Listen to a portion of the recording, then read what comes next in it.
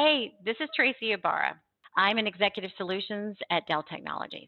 If you're wanting to learn how to embrace change and navigate through disruption as a leader, then listen to the Leadership is Changing podcast.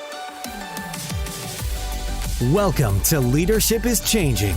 Each week, we and our guests provide information and insights through exploring leading change. This is taking your leadership to another level by finding the balance between executive excellence and personal well-being through stories that inspire real change.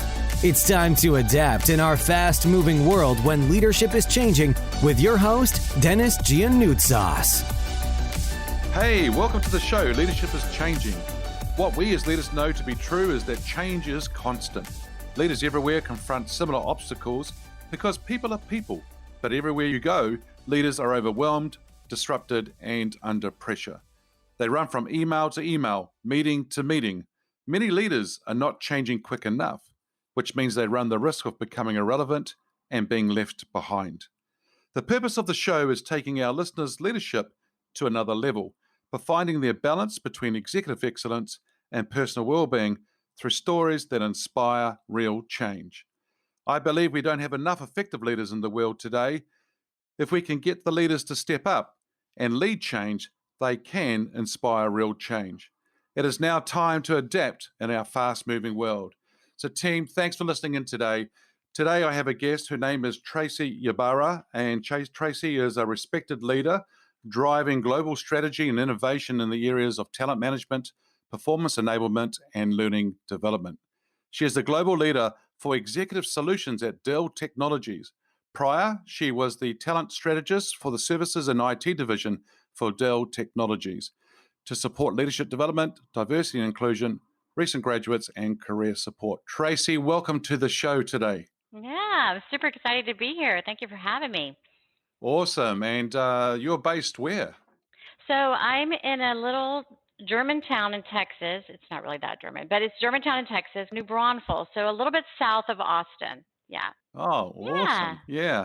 Hey, tell us a little bit more about your background. So, you touched on my Dell story, but I've been in the tech industry for about 20 years and started out a long time ago in a company called Compaq. You may have heard it. And then it morphed over the years, turning into HP and ultimately HPE. So I was with them for quite a while.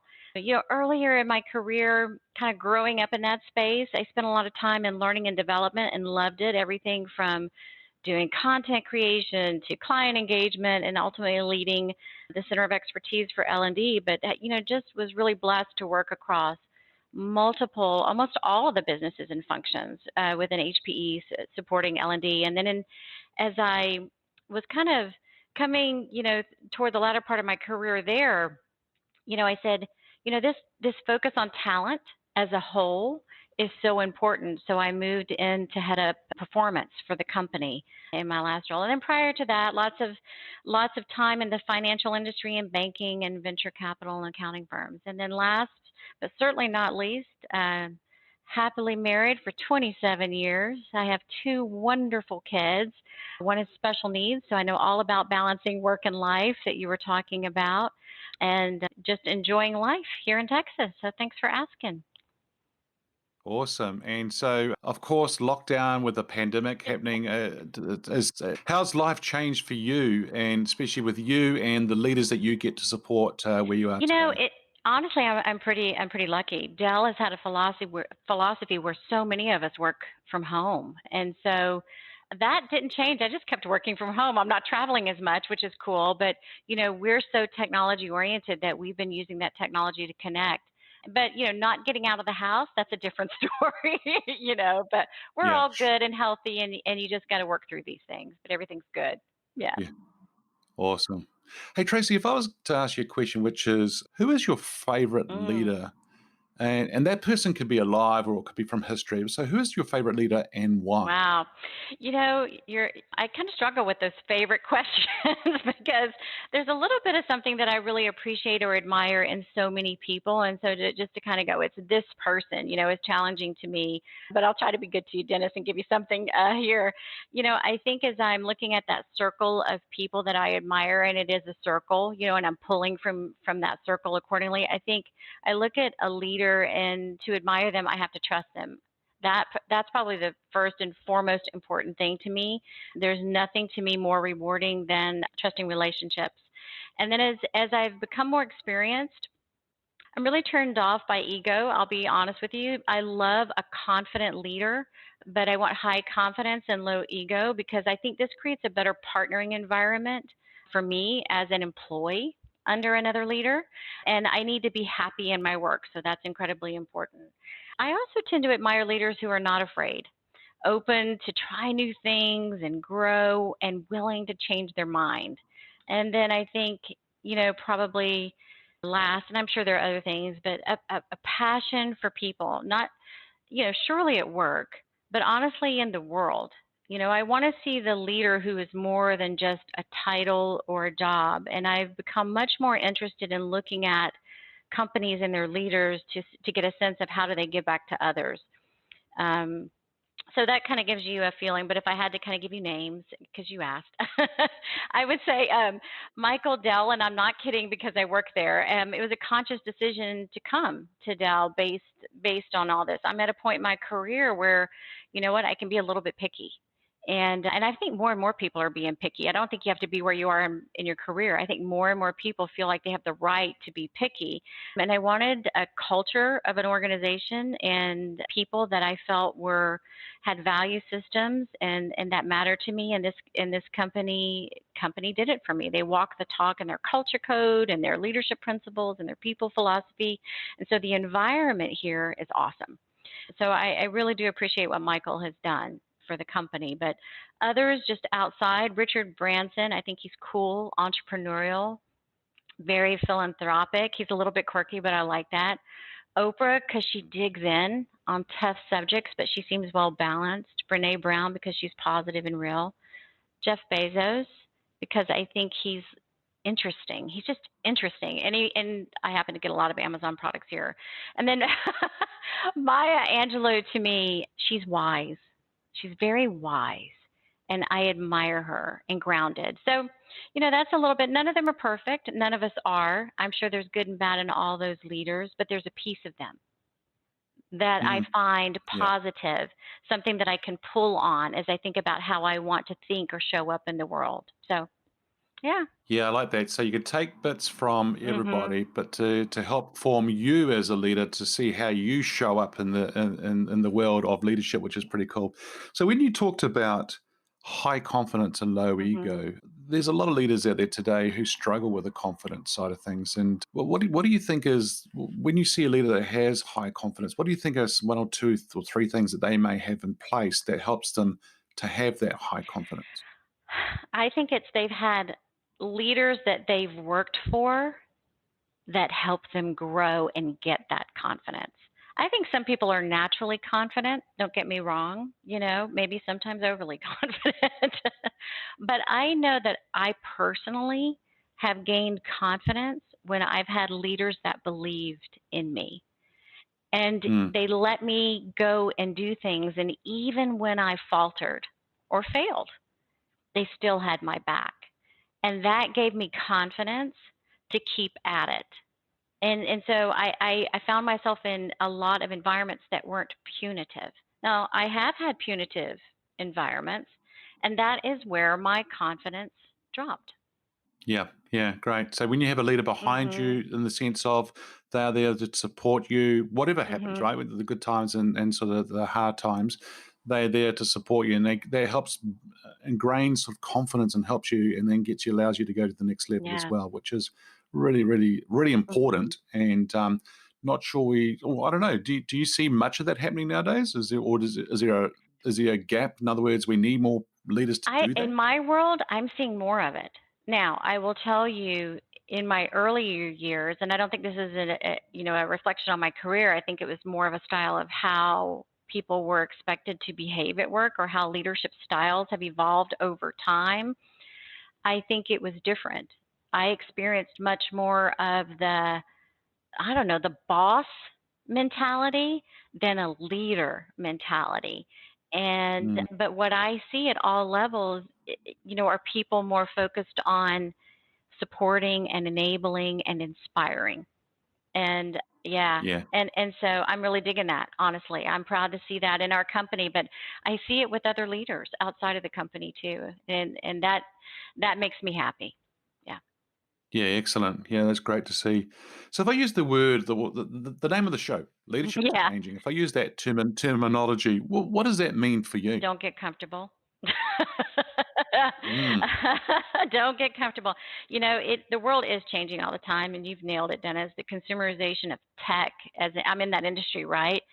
We're really kind of setting a new tone in the world that drives different expectations at every level, whether you're at work or at home, and that is like everything's faster and we want things real time all the time, and it impacts the way that we plan and lead on the business front. It impacts our mind. We expect things to happen much faster, and that creates a constant change that's churning all the time. And we used to have these long change curves, and now it's like change, change, change. It's just happening, right?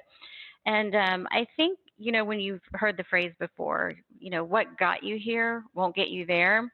And I don't think there's ever been a truer statement, truthfully, for leaders. And so I think what that means is we've got to adapt, and we've got to flex at the pace of the business or the industry or the expectations of our customers.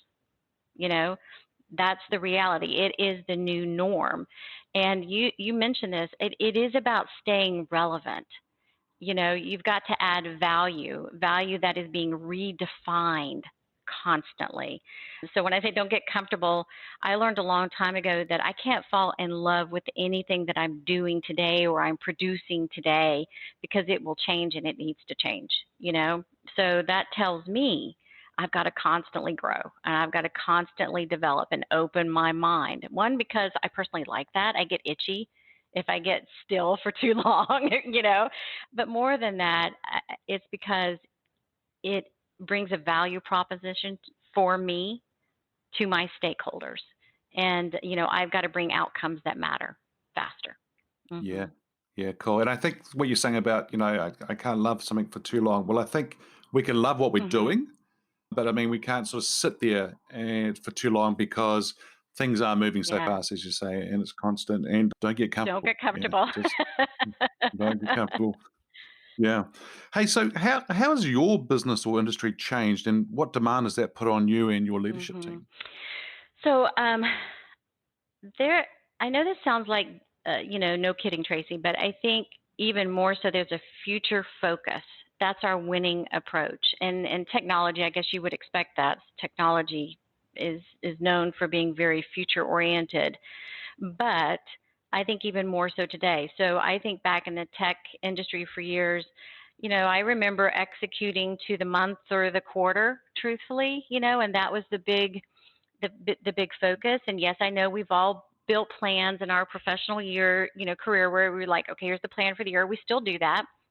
Here's the plan for 2 to 5, et cetera. But I think what's different is the future is like wildly unknown these days and can change in a minute. And so think about how COVID threw a wrench into our plans for our business or for our people or how we work and how we Mm, lead. And so we have to constantly be looking ahead, planning for what we know, planning for what we expect and what we don't expect. And that's hard, right? That's kind of like looking around corners and trying to anticipate what's needed and what's coming and meeting the goals. So, from my perspective, the twist is you've got to do all of that now as a leader. You used to could make a plan and just go and trust in the plan, but based on the pace of change, you know, based on the reality of things can happen, you've got to be willing as a leader to stop on a dime and then pivot at warp speed when that inevitable curveball comes your way, because it will. And so, as a leader, in order to do that, that's a combination of strategic thinking, innovation, and agility. ah, the curveball, and when that curveball comes, I love it. So you're saying being willing to stop on a dime and pivot at a whim, because that curveball is going to come at you, Coming. right? Yeah. Yeah. And I think we all in the world are facing that one right now with the Yeah. COVID, the Yeah. pandemic, right? Boom. I don't think it's going to be the last No. pandemic, but it's going to come. And so, how are we going to be able to, whether it's a pandemic, whether it's a restructure, whether it's, hey, that we're purchasing another organization, so it's a merger and acquisition, or hey, we just want to change the paint color in our house, maybe, or the roof needs to be replaced urgently, things are going That, to change. Things are going those to are the happen. winners that can do that, Dennis, right? Think about if you are a senior leader and this happens Mm, and you look at your leaders, who do you want helping you? You're going to think back and you're going to go, who are those leaders that can do that?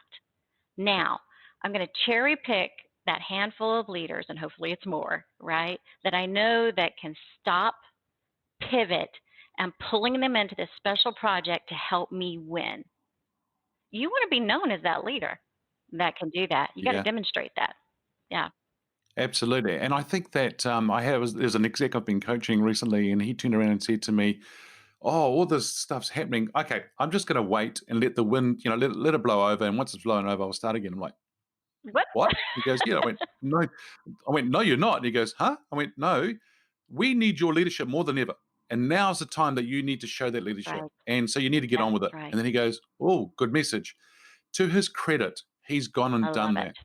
But the way that the leaders have treated people or handled people through that period of Hmm. time, the way that leaders have stood up, the ones that have continued to do things that they needed to do, the other ones who are going to be the future leaders, the other ones who are going to we're going to see a huge momentum happen from those leaders. And you're right, the other ones that other organizations or other leaders are going to turn to say, hey, can you show us how to do it, or can you lead That's this right. going Because I've forward? seen you do it before, and I need you. That's the position that you Mm, want to be in. You want the leader of leaders, or your stakeholders, your bosses, to look at you and go, I need you because I know what you can do, and you can operate in this world. Yeah. wow. And being able to operate in this world, this time when there's so much change happening, that is so Yeah. precious. Okay, very good. So if you're tuning in, I'm on the show here today with Tracie Ybarra from Dell Technologies, who's sharing her insights and learnings with us as well, and her thoughts around leadership is changing. Tracie, if there was one thing you could change in business as a leader today, what would that be? You're killing me with the favorite and one thing questions. Okay, let me try to narrow it down. I think with all of the change and the speed that we've talked about, that high demand for flex, but we still have to execute, right? And that looking to the future, that vision seeking, future planning thing, I think more emphasis on people and more emphasis on people as you try to build the plans for the future. And in my job, I do a lot of talent planning, and I work with the businesses to do talent planning and talent strategy. And it's for leaders, it's super easy to get hyper focused on day-to-day execution, right? Or monthly or quarterly targets that we talked about. But those are important, but they're short-term in nature. And I think winning for the long haul means that you need to know your people and your talent probably much better and deeper in the organization than you do today. So now, at an individual level, when you think about, okay, I need to focus on my people, it's about, do you know your people and where they're at on their skills? Do you know what skills they need for the future, right? Future of the business, future of your organization, and then marry that to the career aspirations. And you need to know, if you look at your organization, who's ready to move, you know? Because you got to keep your organization agile too. We've talked about agility as a leader. Your talent has to be agile too, right? So who in your organization can move left or right, or or go up, or quite honestly at times who needs to go out?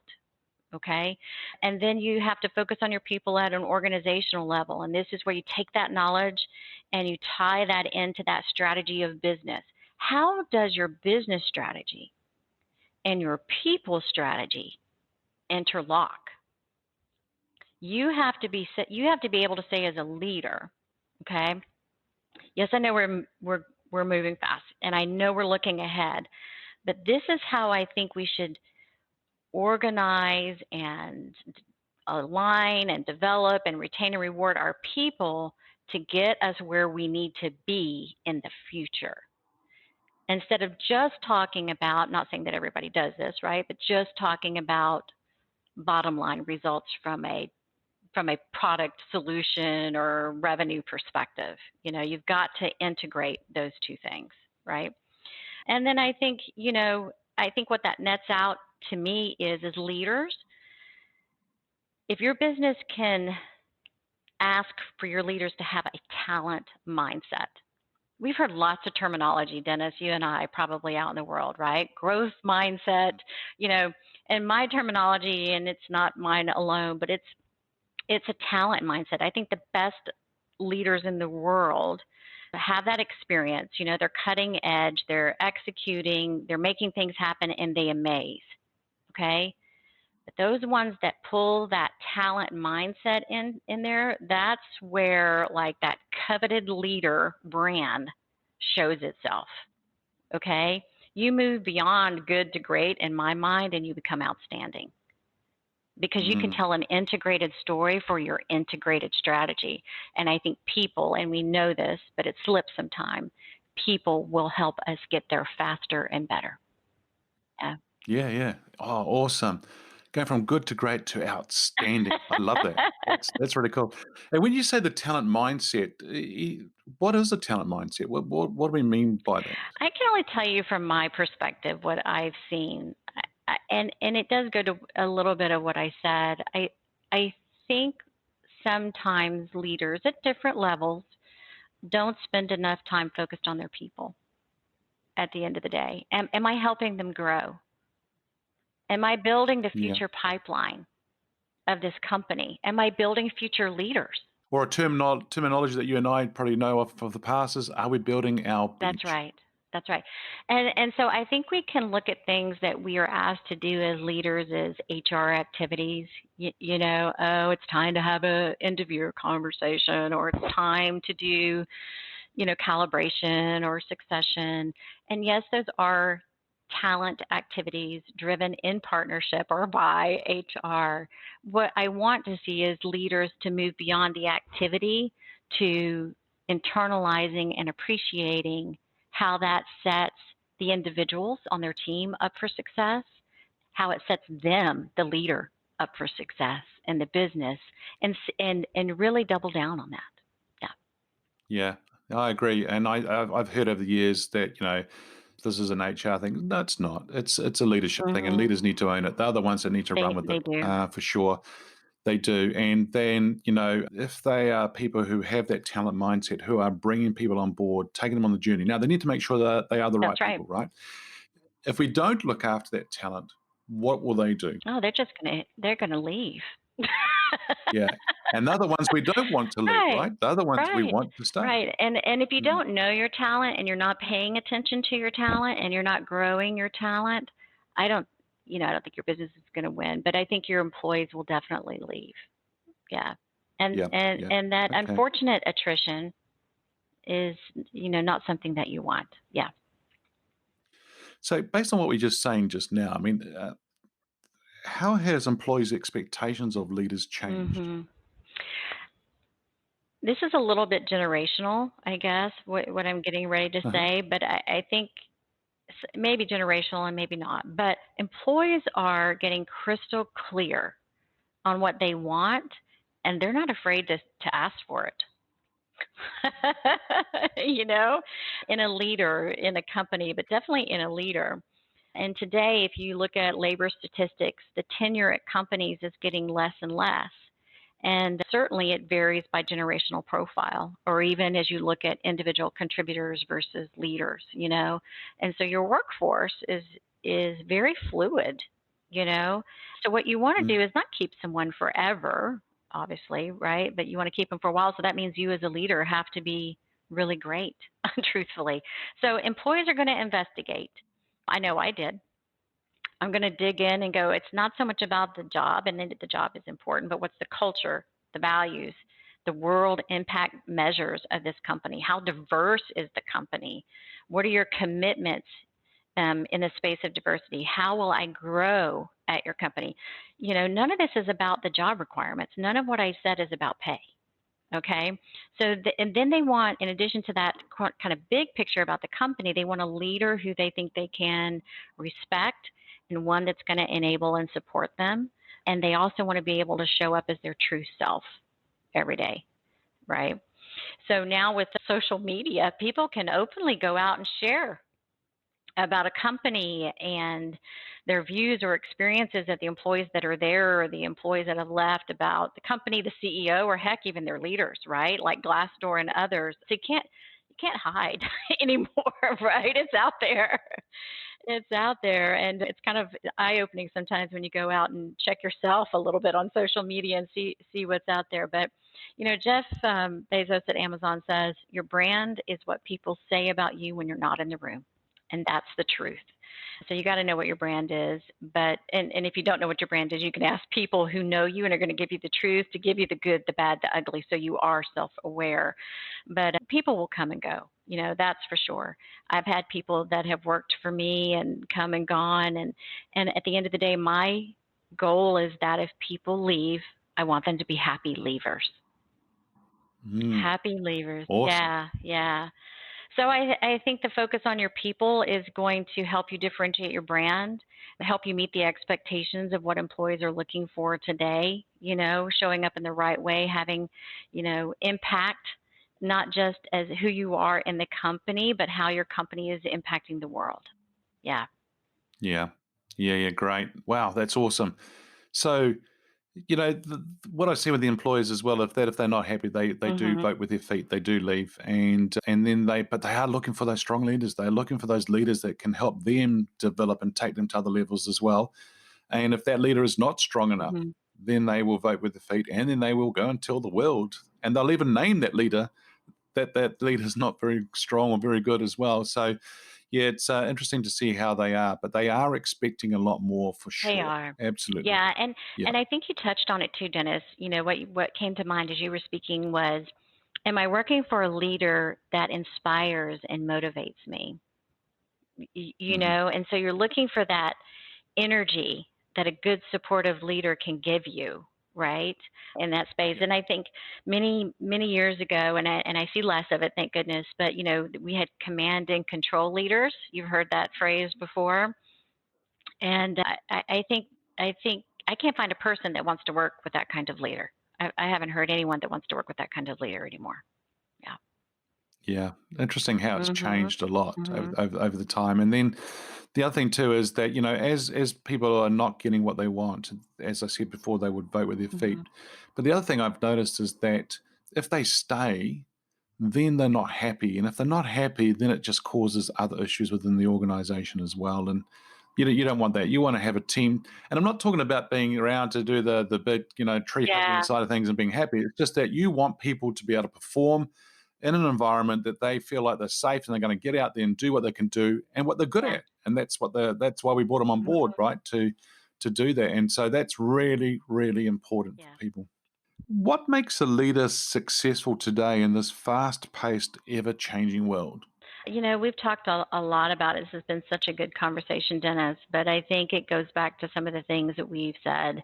I'll even highlight one that you just said that really hit my heart when you said it is good, and that was safe. You know, Mm, can leaders create a safe environment for their employees? And safe means a whole lot of different things, truthfully. But yeah, I love that. I think a leader needs to be future focused. They have to build a trusting environment. The confidence and the low ego thing I mentioned. They need to really walk the talk.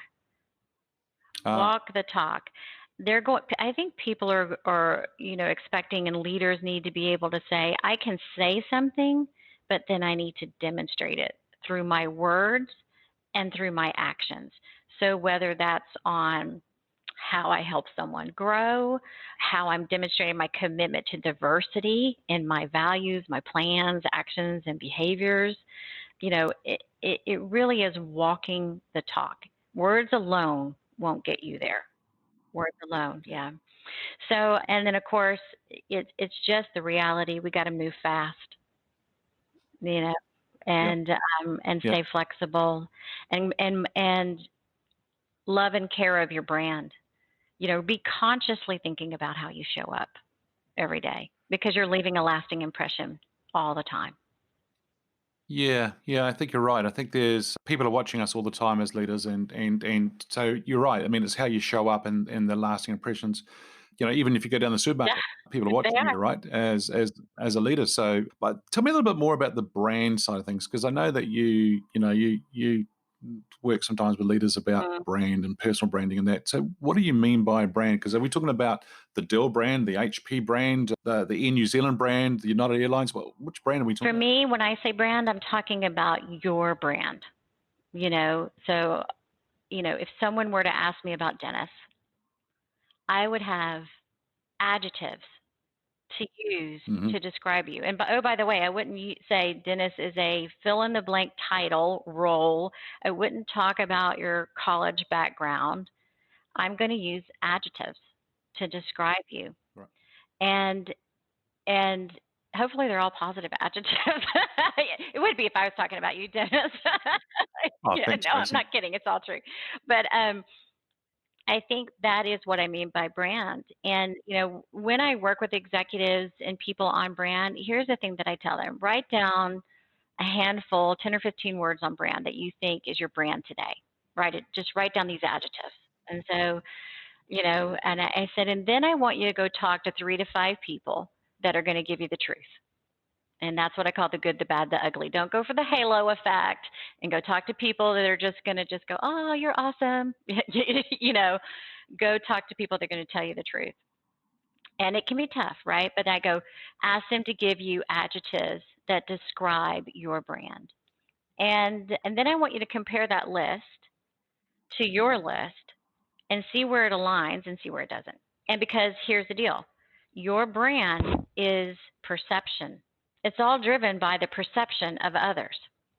And so until you realize what that perception is, then you don't really know what your brand is. You have an idea of what you want your brand to be or what you think it is, but it's honestly what others think. And so then after you've done this kind of self-reflection, analysis, feedback perspective, then you can go out and go, okay, what do I want my brand to be? As long as it's Hmm. authentic to me, right? Because you can't be something that you're not. You need to stay true to yourself. Then you can Sure. go out and do that. Yeah, yeah, great. Your brand is perception. Love Yeah. that. Yeah. Here's going to be a real interesting question for you all, or for you, and I know it's been for others I've talked to as well. If you asked to ask you to get out your crystal ball and think about the future and that, Mm-hmm. where do you see leadership being in 5 years? Mm. I think we're going to be amazed first at how the world has changed and how work has changed. And that means leadership will be profoundly different in 5 years.